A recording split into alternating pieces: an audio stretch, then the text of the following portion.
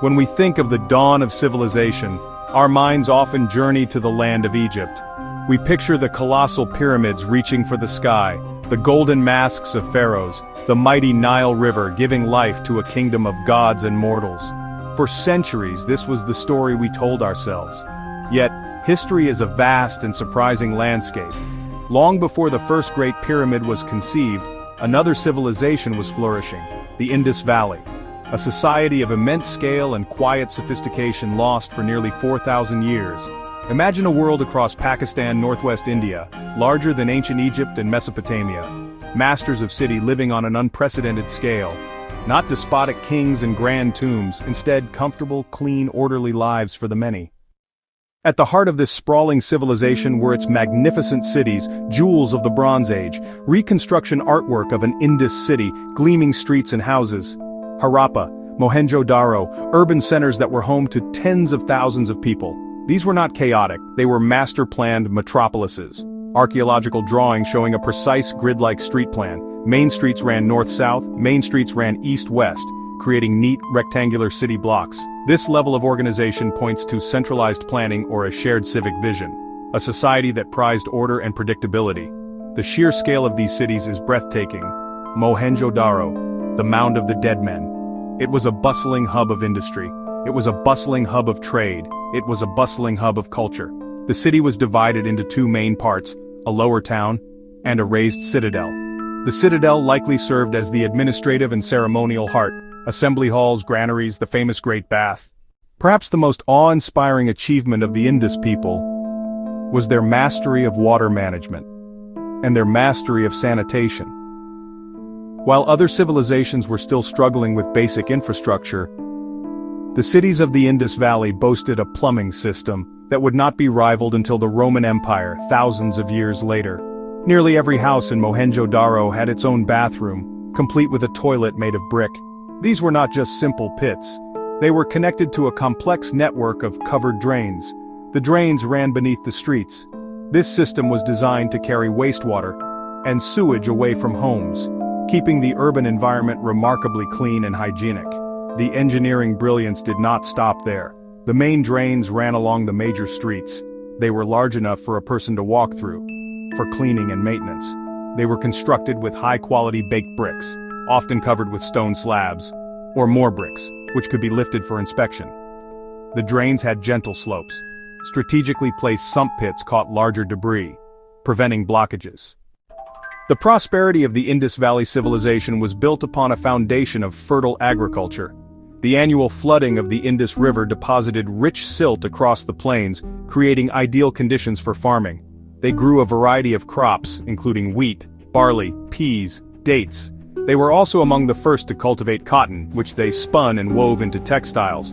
Large granaries in Harappa and Mohenjo-Daro suggest surplus food production, stored to feed urban artisans, traders, administrators.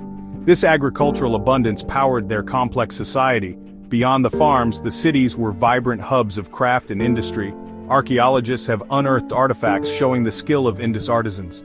Master potters made wheel-thrown pottery, decorated with geometric patterns and animal motifs. Skilled metalworkers crafted tools, weapons, ornaments from copper and bronze. Their distinctive craft, beads from semi-precious stones like carnelian, agate, lapis lazuli. These beads traveled as far as Mesopotamia, evidence of long-distance trade networks. Among all the mysteries of the Indus Valley Civilization, none is more profound or, honestly, more frustrating than its writing system. Across thousands of seals, pottery fragments, and small tablets, we find elegant symbols and characters that form a script unlike any other. This was clearly a literate society. A people who understood the power of the written word to record information, manage trade, express identity. Yet today we cannot read a single word of it. The Indus script remains one of the world's last major undeciphered writing systems, a silent testament to a lost world of meaning, locking away the secrets of this great civilization. What we do know is that the script consists of about 400 unique signs. Some appear pictographic, like fish, birds, others are abstract geometric shapes. The writing is typically read from right to left, based on seals with symbols cramped on the left, as if the scribe ran out of space. Inscriptions are incredibly short, average 5 signs. For over 1,000 years, the Indus Valley Civilization thrived, a model of order, stability, and prosperity. Its cities bustled with life, its trade routes stretched for thousands of miles, and its culture was remarkably consistent across a vast territory. And then around 1900 BCE, it began to unravel. The great cities started to decline. The meticulous urban planning gave way to disorder, houses were subdivided into smaller, cruder dwellings, the sophisticated drainage systems fell into disrepair, the vibrant trade with Mesopotamia ceased, and the use of the distinctive seals and script faded away. Within a few centuries, this once mighty civilization had effectively vanished, its cities abandoned and left to crumble into mounds of earth. What could cause such a colossal and widespread collapse? This is one of the greatest unsolved mysteries in ancient history, and scholars have proposed several compelling theories. One of the leading explanations is climate change. Evidence from lake sediments and other environmental data suggests that the region experienced a significant shift in weather patterns around this time. The monsoon rains, which were vital for agriculture and for feeding the rivers, may have become weaker and less reliable. For nearly 4 millennia, the Indus Valley Civilization lay buried and forgotten. Its great cities were reduced to silent mounds, their names and stories erased from the memory of humankind. While the tales of Egypt and Mesopotamia were passed down through the ages, the story of this third great pillar of the ancient world was lost completely. The rediscovery began by chance in the 19th century. British engineers building a railway line between the cities of Lahore and Multan in the 1850s stumbled upon the ruins of Harappa. They found vast quantities of old hard-fired bricks, which they saw as a convenient source of track ballast. Unknowingly, they carted away and destroyed parts of one of the world's most ancient cities. The true significance of these ruins was not understood until the 1920s. Under the direction of archaeologist John Marshall, systematic excavations began at Harappa, Mohenjo-Daro. As the teams of diggers cleared away the layers of dust and sand, an astonishing world was revealed. The discovery of the Indus Valley Civilization fundamentally changed our understanding of the ancient world. It demonstrated that the cradle of civilization was not a single location, but a much wider stage, with brilliant urban societies emerging independently in different parts of the globe. Not battles or divine rulers, but thoughtful planning, communal cooperation, deep environmental understanding. A narrative that redefines civilization, monuments of power versus well-being of people. Begins around 3300 BCE, deep in the Bronze Age. While others were small farming villages, the Indus laid foundations for metropolises. They harnessed the mighty Indus River and its tributaries, creating a fertile floodplain. Theirs was a world built not on conquest but on trade craftsmanship and an incredible sense of order. They were pioneers of urban planning, sanitation, and standardized measures, creating a blueprint for city life that would not be seen again for millennia. The silence of this civilization is one of its most profound features. Unlike the Egyptians with their hieroglyphs carved on every temple wall, the Indus people left behind a script we cannot read and no grand statues of their leaders. Life in the lower town was remarkably well organized. Houses were built from standardized baked bricks, often 2 or more stories. Houses were typically arranged around a central courtyard. Many homes had private wells for fresh water, and incredibly, private bathrooms. This emphasis on sanitation for ordinary citizens is striking. The uniformity of their construction materials is another piece of the puzzle. Brick ratio, 1. Brick ratio, 2. Brick ratio, 4. This standardization across hundreds of sites over centuries is astonishing.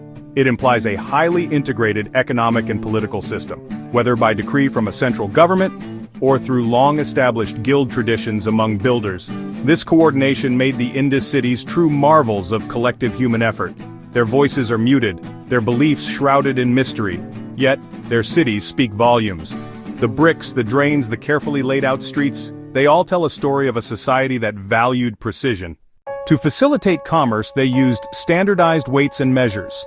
Archaeologists found cubical chert weights in a graduated series. The smallest weight is about 0.85 grams, 1248/1632. This uniformity ensured fair trade and merchant confidence. It's a sign of their love for precision and order. Soapstone seals are among their most iconic artifacts. Thousands of small square seals have been found, carved with animals like bulls, elephants, rhinos, alongside short lines of the Indus script. Seals were used by merchants and officials to impress marks onto clay tags attached to bundles. They acted as signatures, identifying owners or certifying shipment contents. Each seal is a miniature work of art, revealing the symbolic and economic life of the Indus world. The script's primary canvas, small stone seals characteristic of the Indus world. Close-ups often show an animal motif alongside the text. These were likely tools of economic administration. The script might have named an individual a family or a trading house. It could mark the contents of a jar, a bale of goods, or the destination of a shipment. Some suggest a Proto-Dravidian language related to languages still spoken in southern India, but that remains unproven. Without a bilingual key like the Rosetta Stone, decipherment is enormously difficult. The quest to crack the Indus script has engaged scholars, linguists, computer scientists for decades. They apply statistical analysis to find patterns, seeking grammatical structure, yet the script guards its secrets. This prolonged drought would have devastated crop yields, leading to food shortages and famine, and ultimately making it impossible to support the large populations of the cities. Another powerful theory points to changes in the river systems themselves. The Indus Valley Civilization was the gift of its rivers, particularly the Indus and the now lost Ghaggar-Hakra river system. Tectonic activity, which is common in this region, could have altered the course of these mighty rivers. The Ghaggar-Hakra, once a great river that supported hundreds of settlements, dried up completely. Meanwhile, the Indus River may have shifted its course, flooding some cities while leaving others high and dry, cut off from their life-giving water source. The very foundation of their agricultural prosperity was literally washed away or left to turn to dust, forcing people to abandon their homes and seek new livelihoods elsewhere. A more traditional, though now less favored theory, is that of invasion. Early archaeologists, influenced by the later arrival of Indo-Aryan-speaking peoples in the subcontinent, suggested that the Indus cities were destroyed by violent invaders. This theory was based on some evidence of skeletons found in the streets of Mohenjo-Daro, which were interpreted as victims of a massacre. However, further research has shown little evidence of widespread warfare or destruction. The decline appears to have been a gradual process of decay, not a sudden violent end.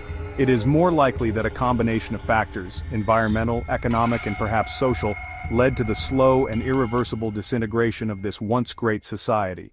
It revealed a model of civilization that was unique, one that seemed to prioritize public works, sanitation, social order over palaces, temples, grand monuments to individual rulers. The legacy of the Indus people is not in their pyramids or their epic poems, but in the silent bricks of their well-ordered cities and their pioneering vision of a clean, functional urban life. Today, the story of the Indus Valley serves as a powerful reminder of the surprises that history holds and the fragility of civilization itself. It shows us that even the most advanced and prosperous societies can disappear, brought down by forces as subtle as a shift in rainfall or a change in a river's course. Their rediscovery inspires us to keep digging, to keep questioning, and to recognize that our knowledge of the past is always incomplete. The silent cities of the Indus stand as a profound testament to human achievement, a lost world regained, whose echoes from the dust continue to challenge and inspire us in the 21st century. The Indus Valley proves that even the greatest civilizations can vanish without a trace. For more lost worlds and hidden stories, subscribe to Inspire and Learn.